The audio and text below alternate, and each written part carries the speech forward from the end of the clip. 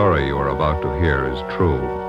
Only the names have been changed to protect the innocent. Fatima Cigarettes, best of all long cigarettes, brings you Dragnet.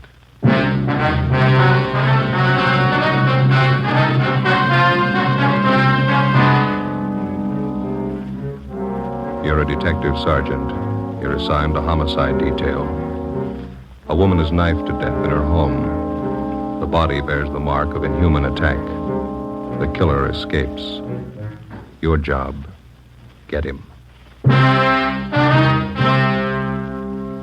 If you want a long cigarette, smoke the best of all long cigarettes.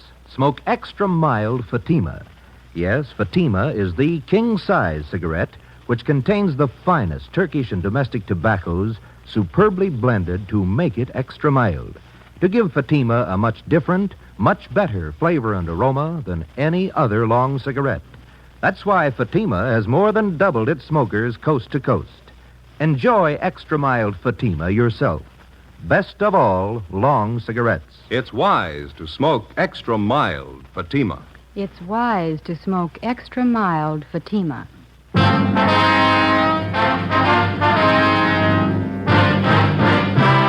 Dragnet, the documented drama of an actual crime.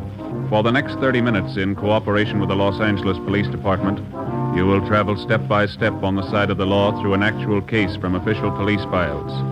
From beginning to end, from crime to punishment, Dragnet is the story of your police force in action. It was Wednesday, September 29th. It was warm in Los Angeles. We were working the night watch out of homicide detail. My partner's Ben Romero. The boss is Captain Blaine Steed. My name's Friday. I was on the way back from the interrogation room. It was 11:23 p.m. when they got to room 42. Homicide. Hi, Lorraine. Hello, Joe.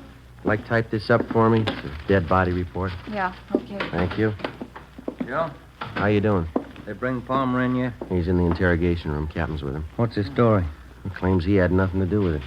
You contact any of the boys' relatives? Says he hasn't got any in town. It was just him and his mother. You called juvenile hall, didn't you? Yeah, they'll look after him for the time being. Pretty big shock for a kid. Yeah. Did you get anything out of him? Harry and I have been talking to him. Just starting to make sense. You want to lend a hand? Sure. We're going to the beach tomorrow, my mother and I. She had the day off and we were going to the beach. That's all I know. That's all she told me. Harry? Hi. You want to give it a try? Yeah. All right, Robert. Come on, son. It's going to be all right now. We need your help, Robert. Think you could answer a few questions for us? How about a bite to eat, son? Can I get you something? No, I'm not hungry. I'm okay. That's the stuff. Well, here, take it. It's a clean handkerchief. Yeah. Well, you're the cop that drove me down here, aren't you? That's right. I'm not going back to the house. You won't have to, son. I'm never going back to that place. All right. Oh, it was awful. Could you start from the beginning for us, Bob, and just take it easy? Tell us what you know. Okay. Think I could have a Coke? I'll pick up a couple. Be right back. Right here. Thanks, Harry. Well, all I know is I left the house about 7:30. Mom gave me the money to go to a show. Was she alone in the house when you left? Yeah, that's right. We had dinner and then I went to the show. You usually go to the show on school night, son? No, but Mom asked me if I wanted to go. She gave me the money. Double feature. She told me to stay for both pictures. Mm-hmm. She usually tell you that? No, she always said to just stay for one picture. She didn't want me coming home so late. Was she expecting anybody to visit her? I mean, after you'd gone? She didn't say so. She just told me to stay for both pictures, that's all. What time did the movie let out? Almost 11 o'clock. Pretty late, so I went straight home. Mom was in the bedroom. She was on the floor. There was this knife, this big knife. What'd you do then, son? I ran outside, hollered. Wallace's came over from next door. I went inside and looked, and then they called the cops. That knife you saw in the bedroom. There was blood on it, all over it. It was terrible. Did you ever see the knife before? Yeah. Yeah, Roy gave it to my mom last year. It's a bowler knife. Who is this Roy? Mom's boyfriend. One of them. He's in the Navy. Was he at your house tonight? I told you, it was just Mom and I. Roy had a fight with Mom about 2 weeks ago. He said he didn't like her having other boyfriends, and they had a fight. They argued, is that what you mean? Yeah.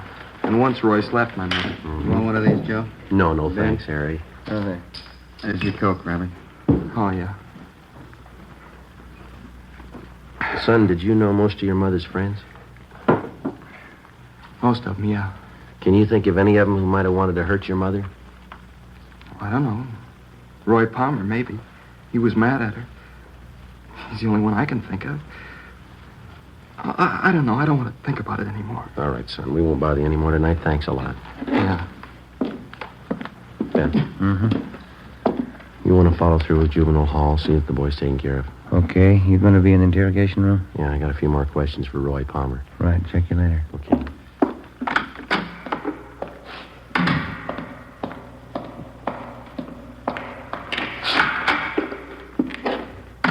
Crime lab back yet, Friday? No, not yet, Captain. Just talked with the Reynolds boy. Yeah? Can't believe anything that kid tells you. He's a liar. He hates me. You give him reason to hate you, Palmer? The kid's a liar, that's all. You were his mother's boyfriend. He says 2 weeks ago you had a fight with her that you slapped her. All right, I slapped her. That don't make it murder. I wasn't near that house last night, and I didn't kill her. We found your knife in her bag. Huh? A bolo knife, bone handle. That's not mine. I gave it to her a year ago for a present. Didn't even know she still had it. Look, why do you have to pick on me? Because you had a motive and you haven't got an alibi. What about all those bums you used to run around with? Why don't you ask them for alibis? When we find them, we'll ask them. Do you know any of them, Palmer? The other men that she went out with? How'd I know? The only time she ran around was when I was on sea duty. And how'd you know she was running around? Friends of mine. I saw her out with these guys. I get it. Interrogation room, Friday. Lee Jones, Joe. Just got back from the Dixon house. Anything?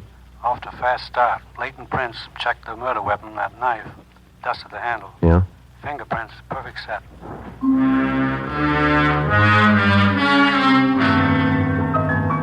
Captain Steed and I took the suspect, Roy Palmer, down the hall and had his fingerprints taken. At the same time, across the street in the crime lab, a set of fingerprints were lifted from the weapon which had taken the life of Mrs. Betty Dixon. The 2 sets of prints were checked and rechecked. They didn't match. Every object in the murder house was gone over for fingerprints and further evidence. Roy Palmer's fingerprints were on none of them. He was released pending further investigation. The only suspect in one of the most savage murders in the history of the city was free. The next morning, Captain Steed and I met with Chief of Detectives Thad Brown. How about the dead woman's son? Did you talk to him again? Well, Romero's with him now. He's taking down a list of all the people that his mother knew, friends, neighbors, everybody. No luck yet with a set of fingerprints? No, we've got no record on him. Checking them through Washington, we ought to get a kickback pretty soon. Set of prints and a piece of envelope. That's physical evidence, huh? Yeah. One of the top corners off an envelope. Had a postmark on it, Sonoma. Sonoma. Tie in with anything yet? No, not so far. Might turn up when we start checking the victim's friends. They posted the body this morning. I guess you saw this coroner's report. Yeah, I did. I don't have to tell you, you're not after an ordinary killer. 23 knife wounds. Revenge motive, maybe. Yeah. The reaction of the dead woman's neighbors, that's what's got me stopped. No one heard a thing? Mitchell and Didion are still covering the neighborhood. Haven't found anyone yet who saw or heard anything unusual. Well, I can't buy it. A woman isn't just cut down like that without some kind of a commotion. Besides, the homes in that neighborhood are fairly close together. Shouldn't take much to make yourself heard from one house to the other. No sign of robbery or burglary? No, according to the boy, the house is intact. Nobody touched anything. That leaves you with the boyfriend angle. Lover's quarrel. We're stuck with it, yeah. Hi, Chief. Romero, come in. How'd you make out? Better than I thought. Boy was over most of his shop this morning. Did he talk? 5 pages of names and addresses. He gave me all of them. Well, how about that boyfriend angle? Oh, about half a dozen names. Seems the mother had quite a social life since the boy's father died. You confirmed the boy's story about going to the movies? Yeah, it checks out. Pretty nice kid, considering the environment he's been raised in. Well, how about those names, Ben? Any of them list Sonoma as their hometown? No, I don't think so. Let me check here. Okay. No. No. Huh? No, none of them. All right, you better start digging into that list. Postmark may tie in later. Meantime, you still have that set of fingerprints. No chance for a mistake there. When you reach the right men, those prints will connect him with the killing. That makes it simple for you. Prince will tell us who he is. You got only one answer to dig for. Yeah. Where he is. Thursday, September 30th, 11 a.m. We started checking the list of the murdered woman's friends through R&I for any possible criminal record. It's usually the case that a major crime rates headline space twice. When the crime is committed, when the criminal is apprehended. Between the two, more than often, there's a space of weeks and months, sometimes even years, in which the police officer goes through the monotonous, undramatic business of checking files, asking questions, sifting and sorting leads and evidence until he finally reaches the criminal. For a news story, it's pretty dull material, but it proves out the contention of most working detectives. You don't catch criminals with headlines. Monday, October 4th, we checked with a Miss Lucille Dana, a counter clerk at a little market out on Crenshaw. It's a terrible thing. I've been away on my vacation. Heard about it when I got home yesterday. You were pretty good friends with Betty Dixon. That right, Miss Dana? Yeah, pretty close. Oh, excuse me a minute. I'll take care of this customer. Yeah, all right. Is there everything, sir? No, 2 bags of them jelly beans, please. All right. Okay, that's all. Oh, that's 19, 87, 9, 87. This is not marked. Just a minute. Tommy? Yeah, Number 2 corned beef. How much? just a minute. 67. Thanks.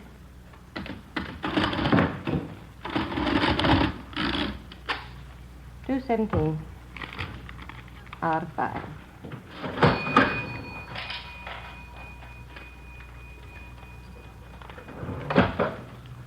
$2.17 to 20, 25, 50, $3, 4, 5. Mm-hmm.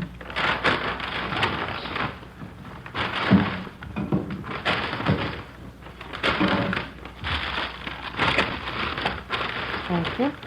Okay. I just can't get over it, Sergeant. Poor Betty.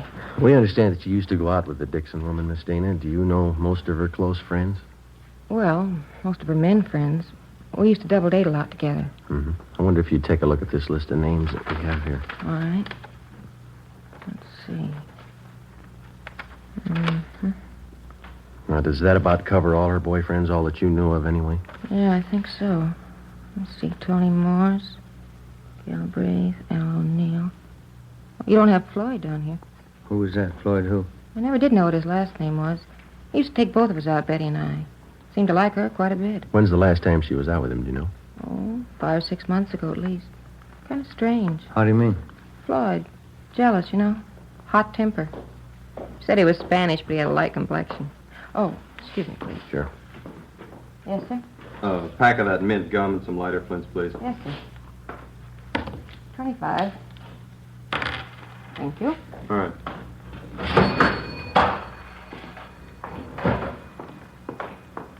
Could you describe this Floyd for us, Miss Dana? Well, he was kind of fresh and conceited in some ways. He was attractive. A lot of fun. How about his physical appearance, his weight and height? About 6 feet, I'd say. Nice build. 180 pounds, I guess. Mm-hmm. Dark hair, dark brown eyes. Good dancer. How'd he and Miss Dixon get along? Oh, I don't think he did it. Floyd and Betty used to fight all the time, but she used to fight with Roy Palmer, too. I don't think Floyd did it. Is he in town now, do you know? No, I don't. As I say, last time I saw him was 6 months ago. Would you know if Mrs. Dixon saw him recently? She did. She didn't tell me. You have no idea, then, where we could get in touch with this Floyd? Well, no, I don't. He's from up north originally. Is that so? Yeah, Sonoma. Ben and I went back to the office and got up a teletype to the Sonoma Police Department along with a description of the suspect named Floyd. Then we checked with the 16-year-old son of the murdered woman. He remembered the man called Floyd, and essentially his description of the suspect checked out with that given us by his mother's friend, Lucille Dana. 3 p.m., we met with Lieutenant Harry Didion and Captain Steed. You want to fill him in, Didion? Finally got in touch with the dead woman's next-door neighbor. His name's Conroy. Get anything out of him? They seem to be the only ones who heard anything the night of the murder. What'd they have to say? Let's see. Yeah, they saw Mrs. Dixon's son, Robert, leave the house about 7:30 the night of the murder. And nothing till 8:30. Yeah? They heard loud pounding on the back door of the Dixon home. The door finally opened. They heard an angry woman's voice invite the person in. A man? Yeah. Any description? Not much. He was tall, good build. Not much, Jack. Go on. Neighbors said it was quiet then for about an hour. And they heard a woman crying, said it sounded like Mrs. Dixon. They make out any of the conversation? I got it right here. Yeah. About 9:30, they heard Mrs. Dixon, a lot of loud talking. She said, Why don't you kill me then, Floyd? Put me out of my misery. Mm-hmm. Anything else? They said it was quiet between 9:30 and 10, and they heard something that sounded like the thud of a body falling on the floor, a piece of furniture overturned. No screams for help. Funny, but the neighbors say no. The only other thing they heard was Mrs. Dixon. Here's a quote. She said, "Do a good job, finish me off." None of the neighbors thought of calling the police. Well, they told me they didn't want to get mixed up in a family fight. None of their business. She had quite a few men visitors. That's all of it, huh? No, one more thing. I guess this is what made the neighbors think everything was all right. About 10:15, they heard a man's voice, couldn't make out any words. Then they heard Mrs. Dixon say, "Please kiss me goodbye." Mm-hmm. A few minutes after that, they heard someone leave for the back door. They see him? Not very good. I think it was the same man they saw go in. Pretty tall, good build. That's it. Where does it leave us? Pretty weird. I'll buy that. Oh, I don't know. She was supposed to be a sane woman. She'd have to be pretty drunk to ask a man to kill her. The man would have to be pretty drunk to take her up on it. Why the killer used that bolo knife on the victim. That piece of envelope we found by the body. Yeah, it was postmarked Sonoma. There's a state mental hospital up there. Just a hunch. Maybe we're dealing with a maniac. 4 p.m. Monday. R&I could give us nothing because of the meager description. Ben and I checked out of the office and went over to the state building to the Department of State Institutions. First, we checked the name Floyd through the files, using it as a last name, then as a first name. We failed to connect. Either the names didn't fit the description of the suspect, or they were elderly men still confined to the institution at Sonoma. We checked through the files using Floyd as a middle name. We came up with 2 recent parolees from Sonoma. Both matched the description almost perfectly. Both had the middle name of Floyd. We checked out the first one, Charles Floyd Johansson. We found out that he'd been returned to Sonoma almost a month before. The second parolee still had his freedom. We took a set of his fingerprints back to the office and had them checked out with a set of prints found on the murder weapon. How's it shape up, Joy? Richard Floyd Coleman. That the right name? Yeah. Any make? He's your killer.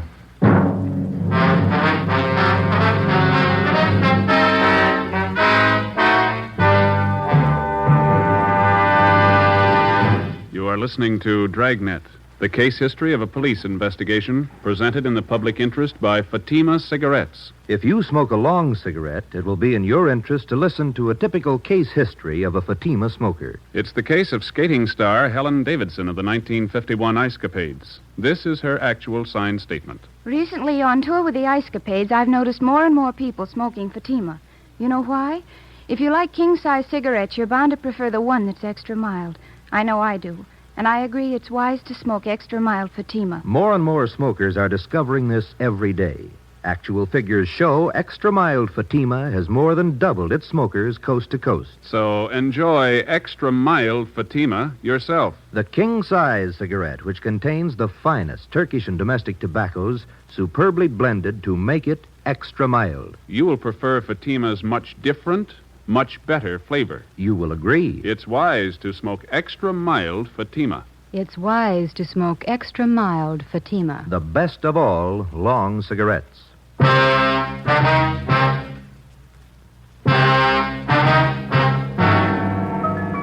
Monday, October 4th, 7 p.m. We got on an APB and a radiogram on Richard Floyd Coleman. We checked DMV for possible auto ownership. From his record, we found that he had been confined twice to the state mental hospital at Sonoma. The first time for a period of 2 years, the second time for 14 months. Hospital files showed us that on both occasions he had been committed by his older sister, Evelyn Coleman, his only living relative. Her address was listed as 5640 Upper Terrace, an apartment court in the East Wilshire district. We drove out to question her. In one of her apartment windows was a hand-lettered sign, seamstress, dresses made to order, Evelyn Marie Coleman. She turned out to be a tall, quiet girl in her 30s, gray eyes, brown hair. She worked on the sewing machine while we talked with her. I'm sorry to be so rude, Sergeant, but I have to have this blouse ready by 2 this afternoon. Miss Tyler's coming to call for it. That's perfectly all right, Miss Coleman. Exactly. What was it you wanted to know? It's about your brother, Richard. Oh, anything wrong? No, we're just checking, that's all. We'd like to talk to him. Oh, what about? Routine check. We understand he spent some time up at Sonoma. Yes, he did. Richard's had a hard time of it. Doctors don't seem to know the trouble. Poor Richard, he's so mixed up. You're his only living relative? Yes, I am. Folks died when we were both young. Practically raised Richard myself. Have you seen your brother lately, Miss Coleman? No, not lately. Why? You any idea where we might contact him? Well, no, I don't. You see, he travels around the state a good deal. Oh, is he working? No. Oh, but he writes from time to time. Oh, what was it you wanted to see him about, Sergeant? With just routine questioning. We like to talk to him. Oh. Where was he when you last heard from him, Miss Coleman? Well, couldn't you tell me what you want to see him about? We just like to question him, that's all. Well, what about? You can tell me. Is your brother in the city now? Oh, I don't know. I just got back. I haven't heard from him in 2 weeks. Almost 3 weeks. Does he usually stay here when he's in town? Well, sometimes, yes. Is Floyd in some kind of trouble? Is that the name he usually goes by, Floyd? Well, most of his friends call him Floyd. Why? You think he might be staying with one of his friends here in the city? He might be. I don't know. Look, Sergeant, if Floyd's in trouble, you can tell me. I've seen him through lots of trouble before. Not this kind, miss. Women? Oh. I wish there was something I could do. Where was he when you last heard from him? He was in Santa Barbara. He wrote me. Please, Sergeant, why do you have to see Floyd? Excuse me. Yeah, sure. Hello? Oh, yes, Miss Tyler. Uh-huh. Well, maybe just a few minutes late. Would 2:30 be all right? Oh, fine, thank you. All right, Miss Tyler, bye. I'll have to hurry. Mrs. Tyler's blouse. Sure, you go right ahead. I really don't make much of a dressmaker, but I'm saving up. I'm going to buy a place in the valley farther out. Be fine for Floyd and me. Be awfully good for him. Floyd has to get away from the excitement. He's awfully nervous. Sorry, Miss Coleman. Sergeant? Are those your brother's suitcases in the alcove back there? Yes, they are. They've been there for a month. I keep his odds and ends for him. I'm sure he hasn't been here in the past month. Oh, yes, I'm sure. Please, Sergeant, why don't you tell me the truth? I've been through this before. There's trouble with Floyd. What is it this time? It's pretty bad. Well, what is it? We want to ask him about a murder. Oh, no, he wouldn't do that. You sure it was Floyd? We'd like to talk to him.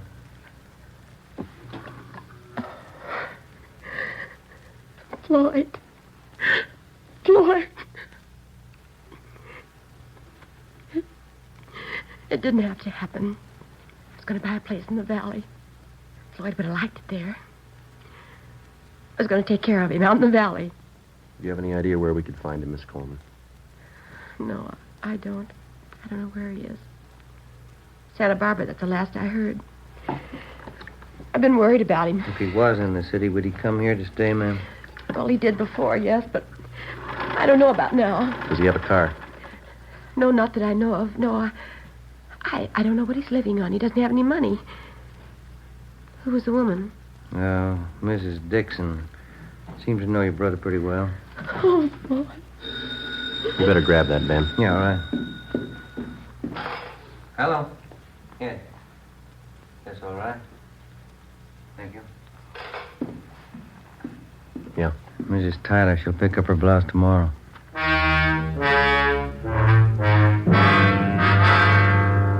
Ben and I left Evelyn Coleman's place and went back to the office. A stakeout was placed on her apartment. 2 days went by. Nothing happened. Despite the fact that the suspect's sister had promised to cooperate fully with us in locating her brother, a team of men was assigned to follow her wherever she went as insurance against any possible slip-up. As far as we were concerned, no precaution was out of reason. A maniac was on the loose in the city, the same maniac who had murdered the Dixon woman. He'd done it once, and if the urge was there, he'd do it again. We sweated out the next 3 days. On the afternoon of the 6th day, we got an urgent call from one of the parole officers in the State Institutions Department, a Miss Gertrude Vaughn. Ben and I went over and checked with her.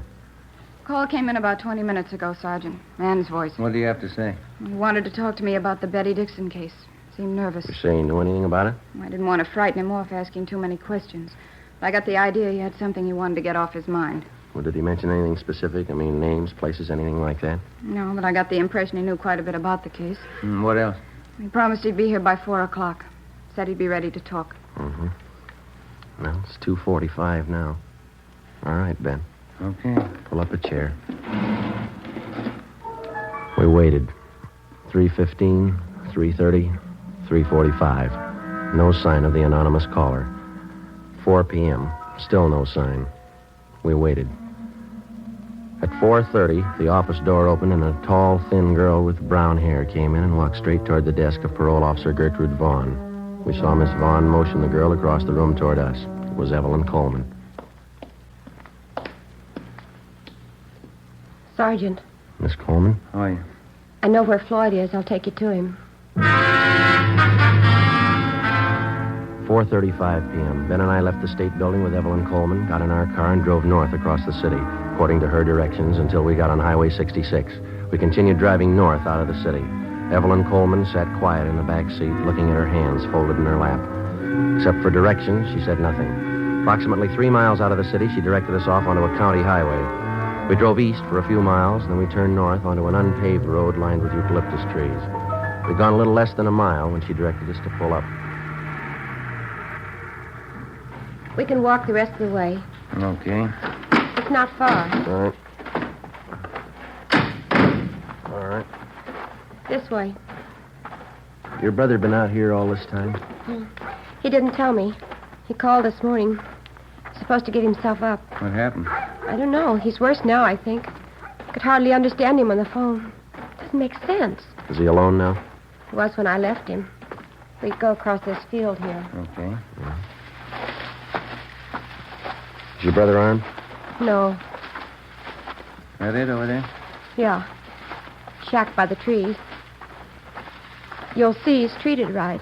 Yes, ma'am. We'll see to it.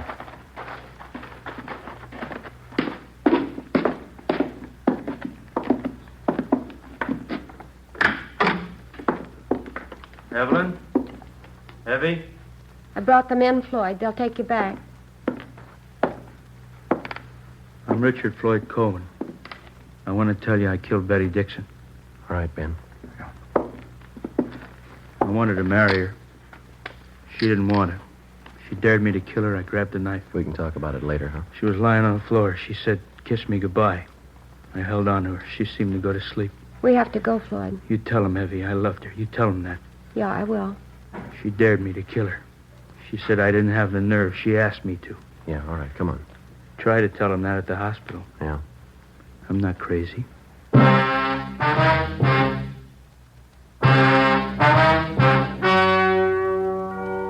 story you have just heard was true. Only the names were changed to protect the innocent. On December 4th, trial was held in Superior Court, Department 86, City and County of Los Angeles, State of California. In a moment, the results of that trial. And now, here is our star, Jack Webb. Thank you. To prove a suspect's guilt or innocence, as in tonight's case, the working detective spends many a long hour with the man in question. In the interrogation room, the crime lab, with his friends, his enemies, gets to know his man well. And so with a cigarette. If you're a long cigarette smoker like I am, get to know Fatima.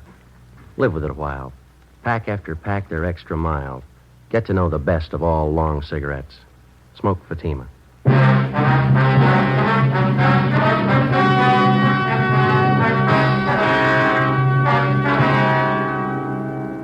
Richard Floyd Coleman was examined by 6 psychiatrists appointed by the court and was found to be criminally insane. He was committed to the state mental hospital at Mendocino for an indefinite period of time. You have just heard Dragnet, a series of authentic cases from official files. Technical advice for Dragnet comes from the Office of Chief of Police W.A. Wharton, Los Angeles Police Department. Fatima Cigarettes, the best of all long cigarettes, has brought you Dragnet from Los Angeles. Sarah Berner is delightful in Sarah's Private Caper, next on NBC.